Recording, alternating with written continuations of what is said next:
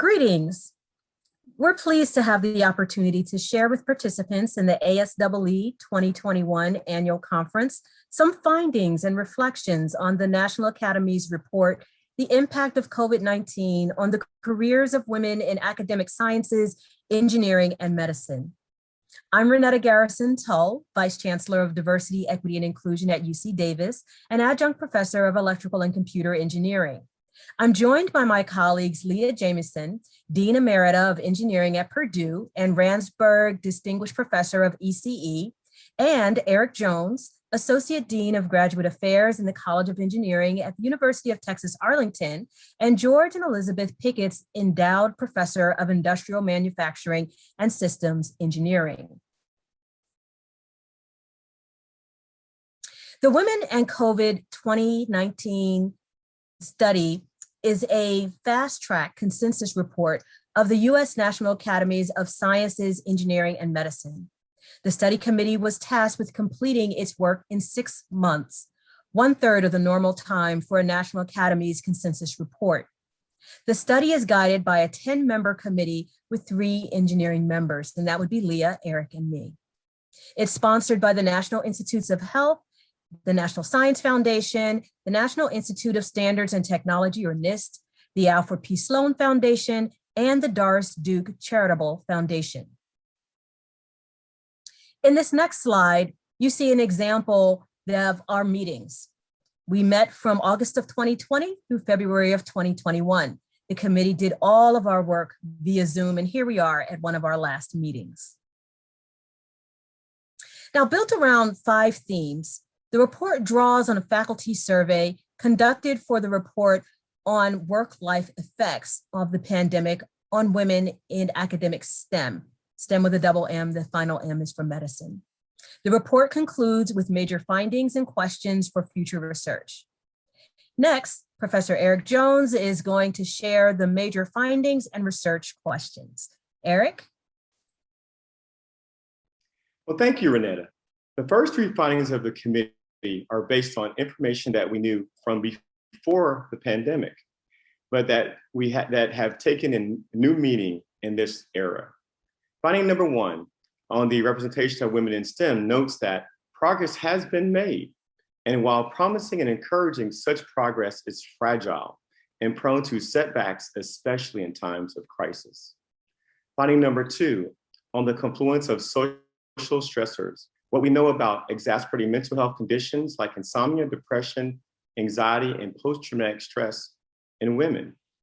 COVID-19 added to it systematic racism, economic uncertainty, and political unrest, and even climate-related natural disasters, including wildfires and floods. Again, all have potential to accentuate mental health conditions, including depression and anxiety that occur most frequently in women. Third, intersectionality. Finding number 3 is on intersectionality and equity, as it reiterates the importance of accounting for the differences in experiences, particularly for women of color. In addition to these cross-cutting areas, our other findings fell into broad areas: academic productivity, work-life boundaries, collaborations, networks, and the role of professional organizations, academic leadership and decision-making, and mental health and well-being. In addition to the 12 major findings, the committee laid out 31 research questions to help enable academic STEM emerge from the pandemic era stronger, more equitable place for women. We will not review all of these questions, but highlight a couple from these major categories. Our initial cross-cutting findings were represented by the first 3 research questions about the possible negative impacts on careers and leadership opportunities, the impact of structural racism on the careers of women of color, and the institutional leadership unilateral responses on women in academia. Next, we addressed the other 9 findings categorized from the 5 research themes in our report. First, academic productivity and institutional response. Research questions probe how policies and practices, such as extensions, may affect the career trajectories of women, both short-term and long-term. Here you can see questions number 7 and 9.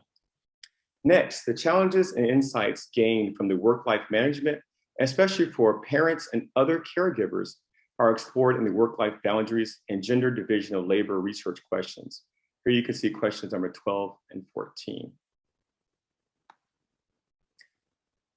Third, collaboration, networking, and professional societies research questions cover several aspects of the changed nature of connectivity and conferencing, as seen with question 17.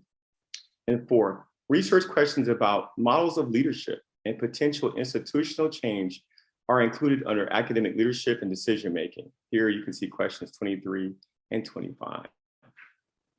Finally, research questions listed under mental health and well-being consider how colleges and universities can support their academic STEM workforce, especially with women, during and after societal stressors events like COVID-19, the pandemic, the Black Lives Matter, and also under wildfires and natural disasters that occurred during this monumental year. We can see those questions are handled through 27, 29, and 31. Now, I want to turn the presentation over to Dr. Leah Jamison, who is a former Dean of Engineering at Purdue and a member of the National Academies. Leah? Thank you, Eric. We're going to turn from the report content to a video op-ed looking at some of the key findings and asking the question, what can you do? As Eric noted, there are early indicators that virtual everything has had a different and disproportionate impact on mentoring, sponsorship, and networking for women, many of whom already grapple with isolation in their field. Increasing numbers of women PhD students, postdocs, early career faculty, and contingent faculty appear to now be questioning the fit of an academic career, and some later career women are rethinking their interest in academic leadership. How can heads, deans, and professional societies make up for these losses in mentoring for women? And how can colleagues of all genders become allies in supporting women's careers?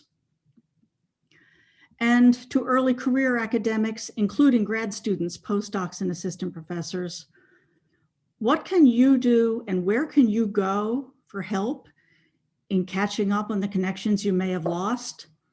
If ever there was a time to reach out for help, this may be it, and we urge you to think about that. There are also early indications that women, and especially women of color, have seen loss of work-life boundaries, reduced productivity, reduced hours because of caregiving and educating at home responsibilities, stress-induced insomnia, anxiety, depression, other effects of the pandemic, and that these effects have been more pronounced for women. Some of these impacts will have a long tail, potentially playing out over the full tenure cycle and beyond. How will you, deans, heads, colleagues, mentors, ensure that there's memory in the system so that women's careers are not derailed by the COVID disruptions? And two big picture questions prompted by the cross-cutting findings about the disproportionate impact of women, about caregiving and educating at home responsibilities, mental health and well-being, and the even greater impacts on women of color. What is the institution's role and responsibility in supporting both the work needs and the life needs of faculty, the mental health needs, and the needs across gender, race, position type, and career stage when those needs differ? And what are the roles and responsibilities of colleges of engineering and of engineering faculty? And finally, some known promising practices fell by the wayside in the early days of COVID-19. For example, equity-minded and inclusive decision-making, boundary setting, support for informal networking and mentoring.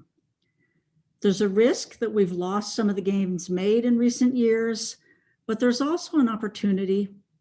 How will you resume, restore, reinvigorate practices forgotten or set aside during the pandemic? And how will we and you learn from the COVID-19 experience in order to be better prepared to ensure that women in engineering don't lose ground in future disruptions, that in going back to normal, we don't lose sight of the opportunity to change for the better? I'll turn it back to Renetta to wrap up. Thank you very much, Leah. It's our hope that you will take this National Academy's report to heart, as well as the 2020 Promising Practice Report and the findings from future studies on the effect of the pandemic. Thank you for the opportunity to share our perspectives with you, and be well.